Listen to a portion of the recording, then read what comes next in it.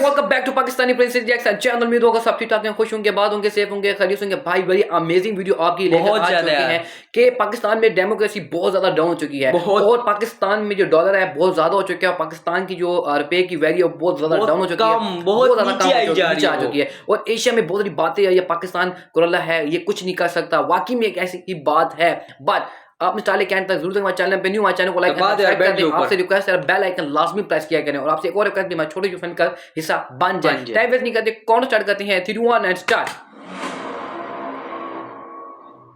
Dollar के मुकाबले पाकिस्तानी रुपया लगातार गिरता जा रहा है। बिल्कुल। Pakistan premier once again called his country a beggar state. ये सब सुन के आपके दिमाग में सबसे पहले क्या है?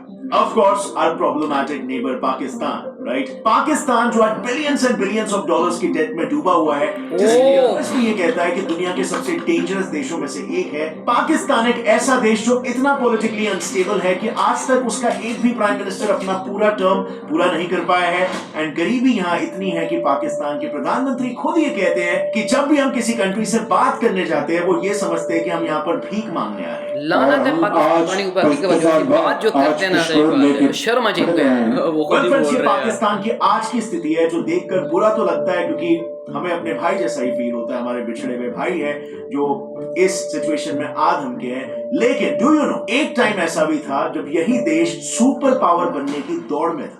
Yes, you heard that right. In fact US, central Asia, Arab countries, ये सब पाकिस्तान को सुपर पावर बनाने में उसका साथ दे रहे थे। कोऑपरेशन इतना हाई था। well, आप में से बहुत ही कम लोगों को पाकिस्तान के इस दौर के बारे में पता भी होगा। सुपर पावर बनने का सपना पाकिस्तान आजाद होते ही देखने लगा था, क्योंकि उसके लिए उसका सबसे बड़ा हथियार था रिलीजन। आजाद होते ही पाकिस्तान इस्लामिस्तान बनने के सपने देखने लगा था। बेसिकली प्लान बिल्कुल सिंपल था, दुनिया के सारे मुस्लिम देशों को एक एक करके इस्लामिस्तान बनाना और इन इस्लामिस्तानों का सुल्तान होता पाकिस्तान खुद। ये बात ज्यादा लोगों को पता नहीं है, लेकिन 1947 में इंडिपेंडेंस के जस्ट बाद पाकिस्तान के टॉप रैंकिंग लीडर खालिद उज़्ज़मान ने पूरे मिडिल ईस्ट का दौरा भी किया इस्लामिस्तान के इस आइडिया का प्रचार करने के लिए। हालांकि एक ऐसा दौर था जहां पर मिडिल ईस्टर्न कंट्रीज अपने ही डोमेस्टिक इश्यूज में फंसे हुई थी और इसीलिए बात आगे नहीं बढ़ी। बट पाकिस्तान ने सो कॉल्ड इस्लामिक लीडर बनने का प्रयास फिर भी जारी रखा। इस प्रयास में सबसे पहले तो उसने organisation of Islamic countries OIC की नींव की स्थापना की। ये वो ऑर्गेनाइजेशन है जो आज के तारीख में भी दुनिया की सबसे बड़ी और इन्फ्लुएंशियल कलेक्टिव है इस्लामिक कंट्रीज की। OIC के बाद पाकिस्तान का दूसरा सबसे बड़ा मूव था न्यूक्लियर वेपन्स पर अपना कब्जा जमाना। We want to make advances in nuclear technology. Pakistan nuclear weapon को लेकर इतना उतावला था कि एक बार उनके प्राइम मिनिस्टर जुल्फिकार अली भुट्टो ने तो ये भी कह दिया था कि क्रिश्चियंस, जूस और हिंदूस, ये तीनों सिविलाइजेशन के पास अपने अपने न्यूक्लियर वेपन्स आ गए हैं। Obviously insinuating कि सारे सिविलाइजेशंस आगे बढ़ रहे हैं, पर सिर्फ एक इस्लामिक सिविलाइजेशन के पास अपनी न्यूक्लियर कैपेबिलिटी नहीं है। पर पाकिस्तान अपने इस मुहिम में तभी सक्सेसफुल हो पाता जब दूसरे कंट्रीज उसके इन्फ्लुएंस में आ जाते। और फिर क्या था, पाकिस्तान ने अपने आप को छोटे मुस्लिम देशों का सेल्फ प्रोक्लेम सेवियर बना लिया। एंड इसीलिए तो इंडोनेशिया जैसे देश के इंडिपेंडेंस में पाकिस्तान का बहुत बड़ा हाथ था। और फ्रेंड्स, वैसे मैं ये तब की बात कर रहा हूं जब पाकिस्तान खुद भी एक इंडिपेंडेंट देश नहीं था। ऑल इंडिया मुस्लिम लीग के लीडर जिन्ना ने ब्रिटिश आर्मी में मुस्लिम सोल्जर्स को इंडोनेशिया जाकर अपने मुस्लिम ब्रदर्स को इंडिपेंडेंस दिलाने के लिए परसुएड किया। And you won't believe, but 600 से 800 मुस्लिम सोल्जर्स जिन्ना की बात मानकर ब्रिटिश आर्मी को धोखा देकर इंडोनेशिया चले गए आजादी की जंग में उसका साथ। अब इंडिपेंडेंट होने के बाद भी पाकिस्तान ने सोल्जर्स इंडोनेशिया भेजने का सिलसिला जारी रखा। एंड जब फाइनली इंडोनेशिया इंडिपेंडेंट हुआ तब पाकिस्तान ने देश भर में पब्लिक हॉलिडे को डिक्लेयर कर दिया। ऐसा इतिहास में लिटरली पहली बार हो रहा था कि एक देश की आजादी का जश्न कोई और देश मना रहा था। बट पाकिस्तान यहाँ पर भी नहीं रहा।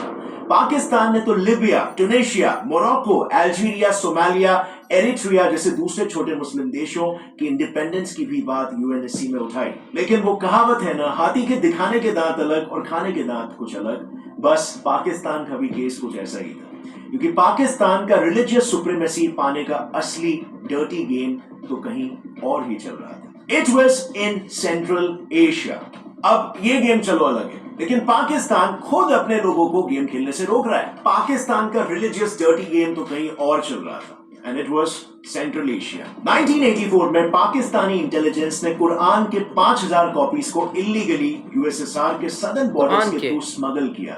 इनफैक्ट नारकोटिक्स, वेपन्स और भी कई सारे इस्लामिक बुक्स भी यूएसएसआर बॉर्डर के अंदर पहुंचाए जा रहे थे। सो पिक्चर दिस, आज ऐसा क्यों है? कम्युनिस्ट यूएसएसआर के 15 में से 6 रिपब्लिक्स तो मुस्लिम मेजॉरिटी। वेल, पाकिस्तान को यूएसएसआर को डिस्टेबलाइज करके इसी का एडवांटेज लेना था और इसीलिए वो इन देशों में इस्लामिक रैडिकलिज्म को बढ़ाने की कोशिश कर रहा था। लेकिन just imagine things over here, USSR वो टाइम का एक सुपर पावर था और पाकिस्तान शेर के मुंह में सीधा हाथ डाल रहा था। इतना वो टाइम पे पाकिस्तान की डेयरिंग थी। अपने इस मकसद में सक्सेसफुल होने के लिए उसने मुजाहिदीन टेररिस्ट को भी सेंट्रल एशियन स्टेट्स में एक्सपोर्ट करना शुरू किया। उसने Islamic union of the northern people of Afghanistan नाम की एक सीक्रेट ऑर्गेनाइजेशन भी बनाई, जिसका हेडक्वार्टर पेशावर में था और इसका मिशन था सोवियत के मुस्लिम्स को आजाद कराना। काइंड ऑफ लाइक जो वो कश्मीर के साथ करने की कोशिश कर रहे हैं आज की तारीख। Even international movement of Uzbekistan IMU नाम की एक एक्सट्रीमिस्ट ऑर्गेनाइजेशन को पाकिस्तान अपना सपोर्ट देता था सो दैट सेंट्रल एशिया में उसका इन्फ्लुएंस बना रहे। एंड 1991 में सोवियत के कोलैप्स के बाद भी पाकिस्तान ने इन देशों को डिप्लोमेसी और ट्रेड जैसी बड़ी चीजों से लेकर छोटी चीजों में भी ट्रेनिंग दी, जैसे कि banking, accountancy and even English language. Eventually Pakistan का इन पर इन्फ्लुएंस इतना ज्यादा हो गया कि ताजिकिस्तान के फॉरेन मिनिस्टर ने तो ये तक ओपनली कह दिया कि हम इंडियन मिलिट्री बेसिस को कभी अपने सॉइल पर अलाउ भी नहीं करेंगे। वेल, ये तो बात थी सेंट्रल एशिया की, लेकिन यूएसए और अरेबियन सुपर पावर्स को भी पाकिस्तान ने अपने साइड में कर लिया। भाई पाकिस्तान अगर अर्ली 50s में किसी एशियन कंट्री के यूएस के साथ सबसे फ्लरिशिंग रिलेशंस थे तो वो देश था पाकिस्तान। रिलेशंस इतने अच्छे थे कि यूएस पहली कंट्री थी जिसने इंडिपेंडेंस के बाद पाकिस्तान को एज ए कंट्री एक्सेप्ट करके उसके साथ डिप्लोमेटिक टाइज बनाए। साल 1950 के बाद से ये दोस्ती और भी गहरी होती चली गई।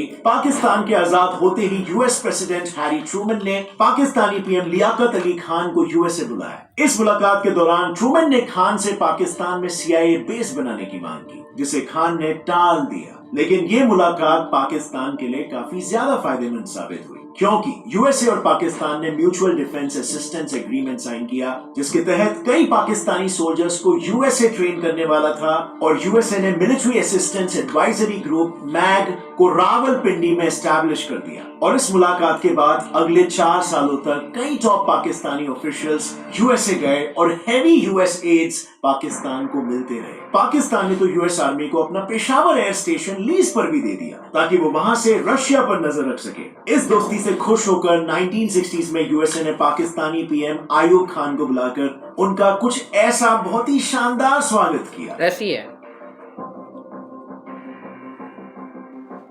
इस मुलाकात के बाद पाकिस्तान की एशिया में पोजीशन इतनी स्ट्रांग हो गई थी कि जुलाई 1971 में यूएसए और चाइना के बीच डिप्लोमेटिक टॉक्स पाकिस्तान ने शुरू करवाए थे। कोल्ड वॉर के दौरान पाकिस्तान यूएस का एक मेजर एलाय बन गया। इन दोनों कंट्रीज में कोऑपरेशन इतना बढ़ गया कि साल 1979 से 1988 के बीच पाकिस्तानी इंटेल एजेंसी ISI और अमेरिकन इंटेल एजेंसी CIA ने साथ मिलकर यूएसएसआर के खिलाफ बिलियंस ऑफ डॉलर्स के मिशंस किए और 1987 तक तो पाकिस्तान यूएस से इतना एड ले चुका था कि वो इजराइल के बाद दूसरा सबसे बड़ा एड रिसिपिएंट बन गया था। और ऐसे ही बीतते सालों के साथ पाकिस्तान और अमेरिका की दोस्ती एकदम मजबूत होते जा रही थी। इस दोस्ती का पाकिस्तान को भरपूर फायदा हो रहा था। पाकिस्तान बहुत ही खुलकर यूएसए की मदद ले रहा था। लेकिन फिर साल 2001 में यूएस में 9/11 का आतंकी हमला। अब इस बार यूएस को पाकिस्तान की मदद की जरूरत थी। वो इस हमले के सूत्रधार ओसामा बिन लादेन थे।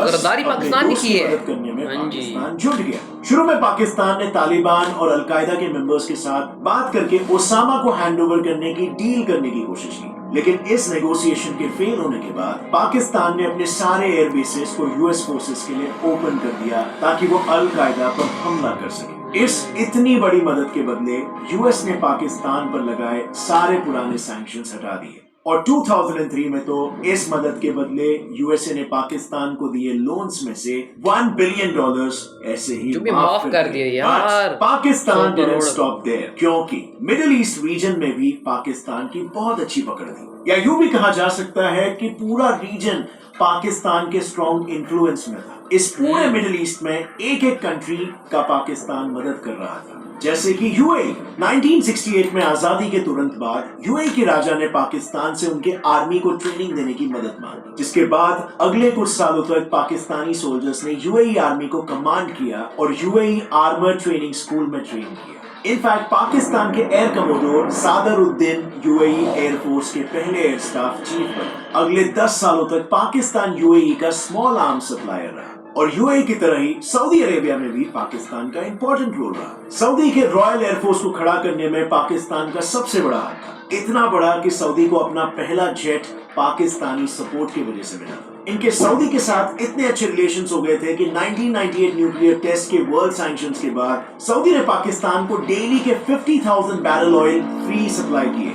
इन कंट्रीज के अलावा कुवैत, कतार और बहरीन की मिलिट्री एस्टैब्लिश करने में भी पाकिस्तान का मेजर रोल था। एंड माइंड यू 1970s के अरब वॉर में भी पाकिस्तानी फोर्सेस का मेजर इन्वॉल्वमेंट था और इस वॉर में कहीं किसी कंट्री के लिए उनके सोल्जर्स टैंक चला रहे थे तो कहीं पर फाइटर जेट्स उड़ा रहे थे। And not just Arab war, middle east countries के बायलैटरल वॉर जैसे कि इराक कुवैत वॉर में भी पाकिस्तानी सोल्जर्स ने कुवैती टैंक बटालियन को चलाया। Now friends, I totally agree and I know आपके लिए ये सारी चीजें न्यू रहेगी, because I assure you, आप में से बहुत ही कम लोग जानते रहोगे कि पाकिस्तान इस लेवल पर जियोपॉलिटिकल इन्फ्लुएंस होल्ड कर रहा था एक टाइम पे। बट अब आता है मेजर सवाल कि पाकिस्तान के जब सारे तारे चमक रहे थे तो आखिर ऐसा क्या हुआ कि वो इतनी बुरी तरीके से फेल हो गया? वेल फ्रेंड्स, बात ये है ना, इतना अच्छा इन्फ्लुएंस होने के बावजूद भी पाकिस्तान इस इन्फ्लुएंस को बिल्कुल भी लेवरेज नहीं कर पाया।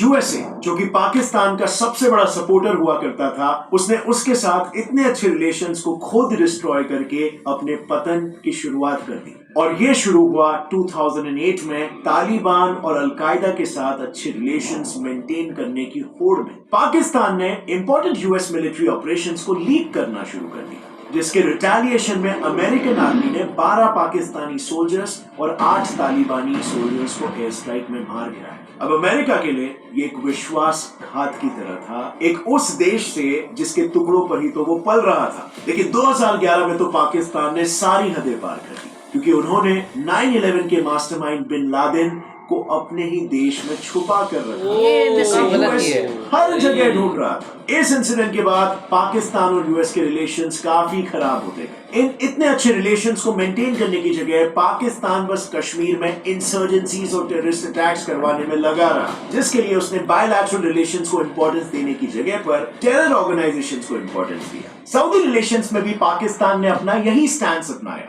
येमेन वॉर के दौरान जब सऊदी को उसकी जरूरत थी तब उसने हाथ खड़े कर दिए, लेकिन वही बात जब इंडिया में रेडिकलाइजेशन फैलाने की हो तब पाकिस्तान पीछे नहीं हटा। इसी वजह से अब सऊदी भी स्पेसिफिकली कश्मीर इशू पर पाकिस्तान के लगातार मदद मांगने के बावजूद भी पीछे हट रहा है। पाकिस्तान को 2004 से अकेले यूएस से ही इतनी फॉरेन एड्स हासिल होने के बावजूद भी उनका जीडीपी लगातार 10 साल तक गिरता रहा, पर वहीं टेररिज्म 2004 से एक्सपोनेंशियली ग्रो हो रहा है। और इसीलिए फ्रेंड्स, आज के तारीख में हालत कुछ ऐसी हो गई है कि कल तक जो कंट्री सुपर पावर बनने के ख्वाब बुन रही थी, आज उसकी हालत ये हो गई है कि वो 3 टुकड़ों में बंटने की कगार पर आ गई है। पाकिस्तान ने जो फंडिंग्स एक्सट्रीमिस्ट और टेरर ऑर्गेनाइजेशंस को फंड करने के लिए लगाए, वही फंडिंग्स को अगर उसने इकोनॉमिक डेवलपमेंट में खर्च किया होता तो आज पाकिस्तान की हालत डेफिनेटली कुछ अलग होती। लेकिन फ्रेंड्स, आज मामला तो ये हो गया है कि पाकिस्तान 3 टुकड़ों में बंट सकता है, और इसके बारे में मैंने एक वीडियो ऑलरेडी बनाया है जिसे आप यहाँ पर क्लिक करके देख सकते हो। बहुत ही इंटरेस्टिंग पर्सपेक्टिव से आपको समझ में आएगा कि पाकिस्तान में क्या क्या इंटरनल प्रॉब्लम्स चल रहे हैं।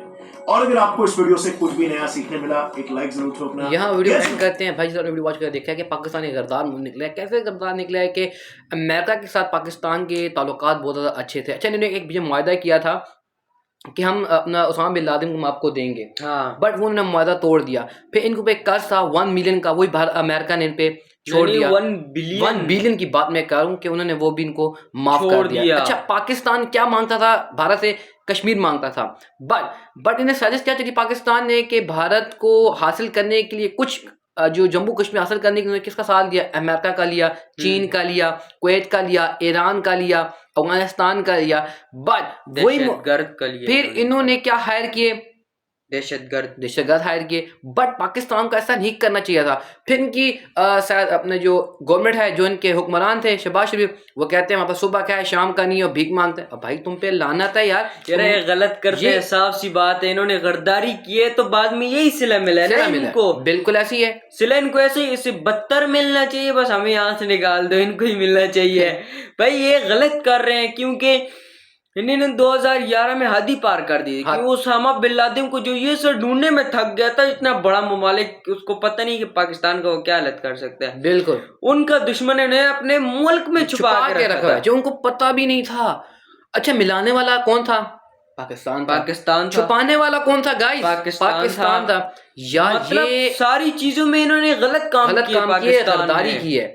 तो गाइस मुझे आपने खुद बताना है कि पाकिस्तान ने क्या किया है, बहुत गद्दारी की है या नहीं, डबल वाली की है। बट ये अगर मैं कहता हूँ अभी भी इनके पास टाइम है, भारत से हाथ मिला लेते हैं, यकीन करें कि कंट्री कहाँ से कहाँ पहुंच जाएगी। पहली बात है भारत इनसे मिलाएगा भी नहीं मिलाएगा।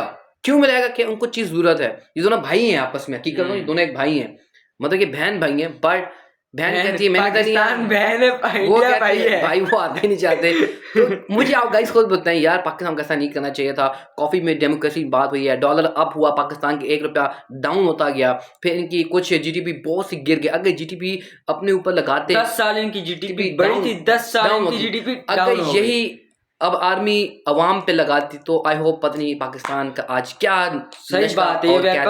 वेपन्स पे लगाई जा रही है। मैं पाकिस्तान का सोचे तब ही आगे जा सकते। पाकिस्तान का भी इंफ्रास्ट्रक्चर की बात करें कहाँ से काम पहुंच जाता, तो आई होप वहां से बैठ के अपने गाइस जरूर वीडियो एंजॉय करो। हमारे चैनल पे न्यू, हमारे चैनल को सब्सक्राइब कर दें। पुराने व्यूअर्स एंड नए व्यूअर्स आपसे रिक्वेस्ट है बेल आइकन जरूर दबा दो। तो मिलते हैं नेक्स्ट में। जय हिंद।